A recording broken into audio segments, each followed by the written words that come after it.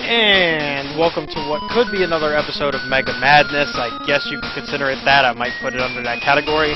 But really, this is for Review a Bad Game Day, which will be on August 8th. And if you're watching this, it probably actually is August 8th. So you'll be able to catch this video review along with the written review that likely led you to this. And along with other reviews at reviewbadgameday.com. I assume that link hasn't changed. If it has, I do apologize, and likely there will be a link to it in the bottom anyway. So, this might not necessarily be a bad game per se. Well, actually, who am I kidding? This is a bad game. The thing is that in regards to what makes a bad game, I guess this isn't too bad, and there's definitely worse. Speaking of bad, I'm doing terrible right now. But yeah, I mean, for a Mega Man game, as a big fan of Mega Man, this is a snooze fest, this game. Like, it shouldn't exist. Because it's way too easy. Everything that was fun about the first game is basically taken out of this game. It's way too easy. It goes from being pretty challenging, which is usually what I expect from some Mega Man games. For most Mega Man games, actually, they challenge you and basically a lot of trial and error and figuring out what to do before you can master it.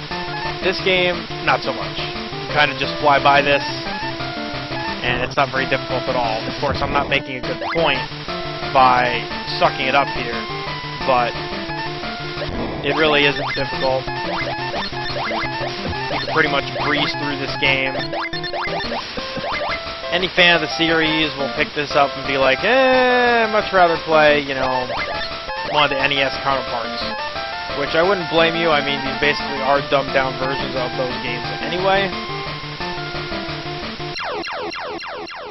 But yeah, needless to say, this is not great.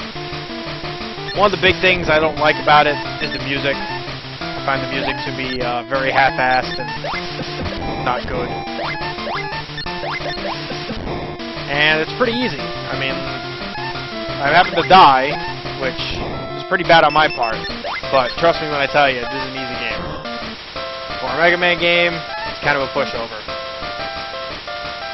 One example you'll see really soon, actually, and I believe I also included this in my written review, where Woodman is actually much easier, because he only brings down 3 leaves as opposed to 4 leaves, which makes him that much easier.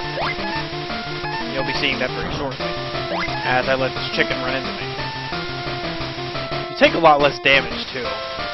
Like, things don't do a lot of damage to you, so there's a lot more leverage to screw up. Or at least from what I remember with Mega Man 2. Which is definitely the game you should be playing. Mega Man 2 or Mega Man 3.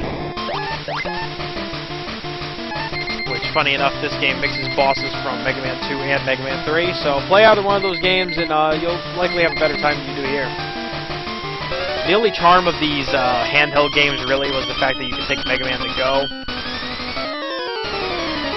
And don't get me wrong, Mega Man 5 is actually unique and should be played. But really these handheld games are really just for the hardcore fans. But this one can definitely be skipped. It was outsourced by this company named V.G.H.C. And Capcom learned real quick because I guess this game didn't perform very well, and they never made that decision again. They didn't outsource from this point on.